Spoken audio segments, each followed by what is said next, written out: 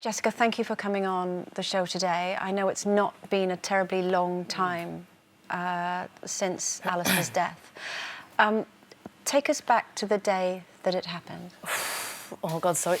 The day it happened, I found out he was supposed to pick the girls up in the morning. You weren't together anymore? No, sorry, yeah, we'd split up 3 years prior. Yeah. And he was supposed to pick the girls up in the morning to have them for the full week, because it was half-term, the summer holidays.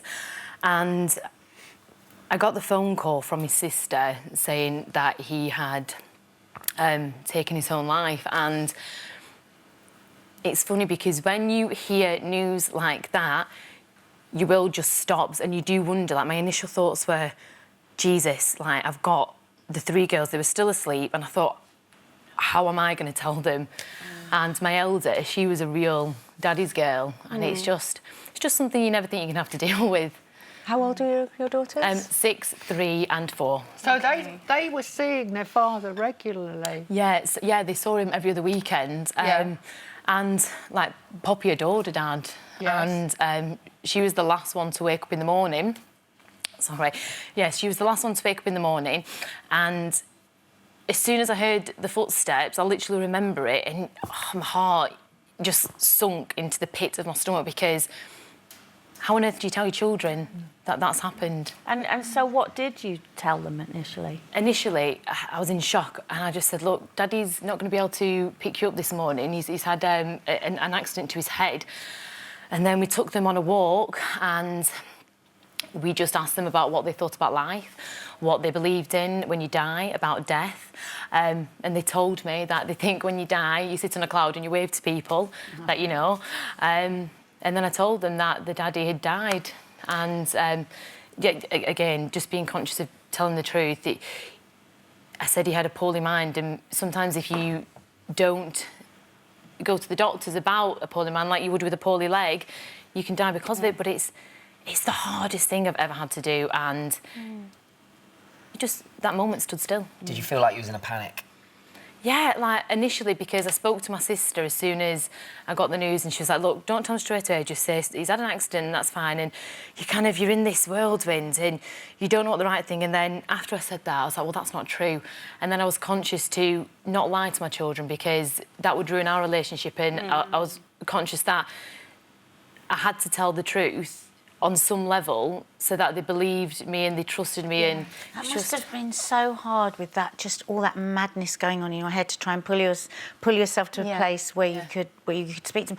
Jeff, of course, you knew what was coming. I had 6 months. Yeah. You're right. I had some time to prepare and to at least gather my thoughts in terms of, OK, what is the story? What is going to fit for them? What will they accept, or at least be able to move forwards for a certain period of time at least, knowing that this is the truth, or at least this is what Daddy has said? How did you prepare your boys? Because they obviously saw their mother getting frailer and frailer, so that in itself was a very draining and You're right. I mean, traumatic. visually, Janet, they're seeing it unfold in front of them anyway. But in terms of someone delivering the actual facts of you need to prepare yourself for the fact that Mummy is going to go to heaven. And again, this was Jay's choice, in that some are religious and some aren't, right? So I'm not particularly, but Jay chose for whatever reason. I think it's quite common for someone in her scenario, in that when you're life limited, to start thinking about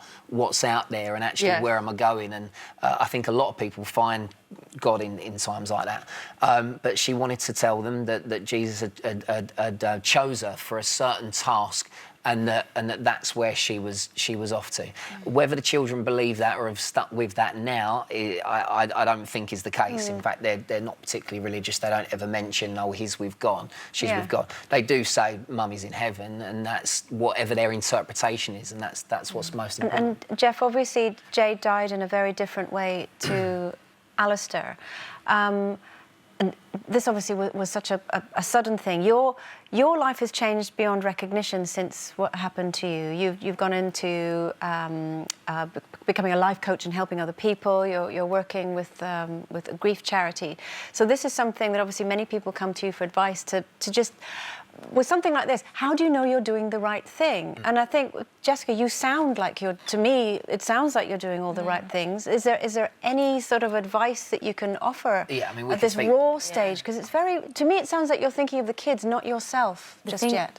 The thing is, I had my loss 3 years ago when we broke up, and I really feel the loss of my children because I've never heard them cry the way they cry, and that is what is really heartbreaking. And that's what it's just, I've never heard them cry like that, and it's heartbreaking. And but that's something you had said. You were focused on the children's loss, not your own. I did, and we can get into, Jessica, about, maybe you're placing so much focus on the kids that it's a distraction from actually how you feel in all this. And it might not be your grief, as was the case with me, I think, but actually it's how much pressure are you putting on yourself, and actually who is supporting you whilst you're so busy supporting your 3 children.